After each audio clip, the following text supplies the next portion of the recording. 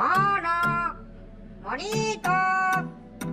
¿Dónde estará metido ese mono? No, para pasarle un dato nada más por chance. Hay chance, ¿ves? ¡Ay!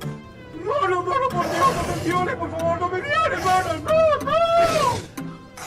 ¡Fuera de aquí, malparido sádico! ¡Fuera! ¡Salí de aquí, mono del coño! ¡Salí, salí! ¡Salí, salí! ¡Salí!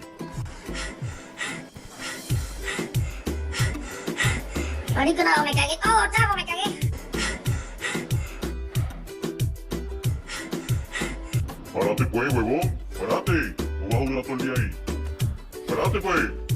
¿Qué estará haciendo ese flaco por aquí?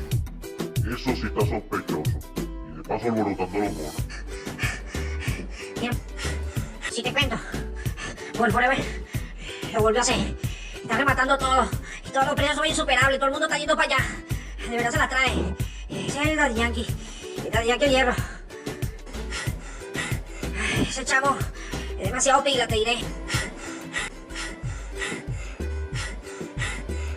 Ay, si este flaco supiera lo que pasa por mi mente. Que...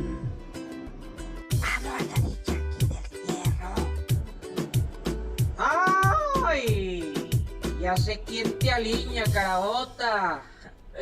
Perdimos este monito también. Verga, pero es que el Daddy Yankee del hierro está arrasando con todo, ¿vale? Es una epidemia, es un virus, sí, hombre. Es un virus.